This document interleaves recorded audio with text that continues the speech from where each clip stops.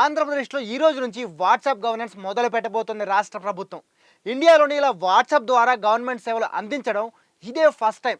ఇంతకు ముందున్న వైసీపీ సర్కార్ ఏ సేవలని ప్రజలకి అందించడానికి వాలంటీర్లను తీసుకొచ్చిందో ఆ సేవలని ఇక మీదట కంప్లీట్గా వాట్సాప్లోనే అందిస్తామంటూ సీఎం చంద్రబాబు నాయుడు స్వయంగా ప్రకటించారు. సాధారణంగానే టెక్నాలజీని బాగా యూజ్ చేసుకునే చంద్రబాబు ఈసారి కూడా టెక్నాలజీతోనే ప్రజలకి ఫాస్ట్గా సర్వీసెస్ అందించాలని డిసైడ్ అయి ఈ వాట్సాప్ గవర్నెన్స్ని తీసుకొచ్చారు. అయితే నిజంగా ఈ వాట్సాప్ గవర్నెన్స్ అంత ఈజీగా ఇంప్లిమెంట్ చేయడం సాధ్యమేనా? ఇది ప్రజలకి మంచి చేస్తుందా, లేకపోతే కంప్లీట్గా గందరగోళానికి గురి చేస్తుందా? ఇందులో ఎలాంటి ప్లస్లు ఉన్నాయి, ఎలాంటి మైనస్లు ఉన్నాయి, ఈ వీడియోలో తెలుసుకుందాం. ఏపీలో వాట్సాప్ గవర్నెన్స్ అందించేందుకు 2024 అక్టోబర్ 22నే మెటాతో ఒక ఒప్పందం చేసుకున్నారు సీఎం చంద్రబాబు నాయుడు. సంక్రాంతి పండుగ సందర్భంగా ఈ విషయాన్ని అనౌన్స్ చేసి రాష్ట్రంలో వాట్సాప్ గవర్నెన్స్ తీసుకురాబోతున్నట్లు చెప్పారు.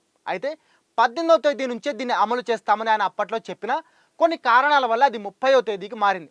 ఇప్పుడు ఫైనల్గా ఈ రోజు ఈ వాట్సాప్ గవర్నెన్స్ స్టార్ట్ కాబోతుంది. దీని ద్వారా caste certificate, birth certificate, adangal, nativity certificate లాంటి 161 సర్వీసులు వాట్సాప్లోనే మనం పొందొచ్చు. అంటే ఒకప్పుడు మనం వీటన్నింటి కోసం గవర్నమెంట్ ఆఫీసుల చుట్టూ 1కి 10 సార్లు తిరిగితే కానీ పని అయ్యేది కాదు. లాస్ట్ టైం జగన్ గవర్నమెంట్లో వాలంటీర్ వ్యవస్థ వల్ల ఆ బాధ తప్పింది. కానీ కొన్ని చోట్ల వాలంటీర్ల అతి తెలివి వల్ల, చేతివాటం వల్ల జనాలు లంచాలు కూడా ఇవ్వాల్సి వచ్చేది. కానీ ఇప్పుడు సరికొత్తగా వాట్సాప్లోనే ఈ సర్వీసెస్ అన్నీ అందించడం వల్ల ఎలాంటి మిడిల్ మెన్ లేకుండా హ్యాపీగా అన్ని సర్వీసెస్, సర్టిఫికేట్స్ డైరెక్ట్గా మన మొబైల్కే వచ్చేస్తాయి.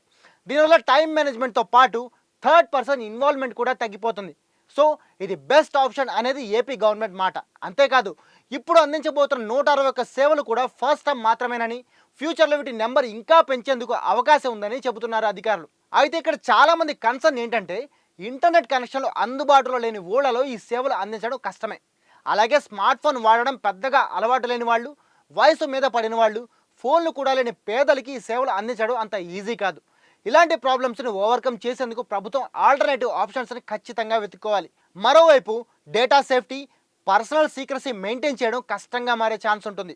ఒకవేళ ప్రజలు ఎవరైనా వాట్సాప్ ద్వారా ప్రభుత్వ సేవలకు సంబంధించిన డేటాని షేర్ చేస్తే అది పొరపాటున సైబర్ క్రిమినల్స్ చేతికి వెళ్తే అది ఊహించినంత పెద్ద ప్రాబ్లం అవుతుంది.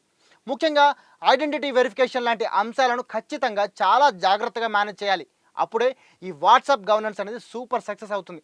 దీని మీద బుధవారం అధికారులతో సీఎం స్పెషల్ మీటింగ్ తీసుకున్నారు.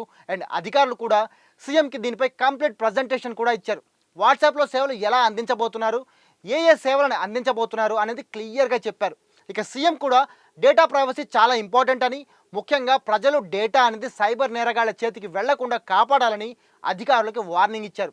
రాష్ట్రాన్ని డిజిటలైజ్ చేయడంతో పాటు టెక్నాలజీతో దేశంలోనే నెంబర్ 1 చేయడమే ఆయన ఇంటెన్షన్ అని, అందుకేలా ప్రభుత్వ సేవలను సైతం వాట్సాప్లోనే అందించే సరికొత్త ప్రయోగం చేస్తున్నామని చంద్రబాబు చెప్పారు. మరి చూడాలి రాష్ట్రంలో ఈ వాట్సాప్ గవర్నెన్స్ అనేది ఏ స్థాయిలో సక్సెస్ అవుతుందో.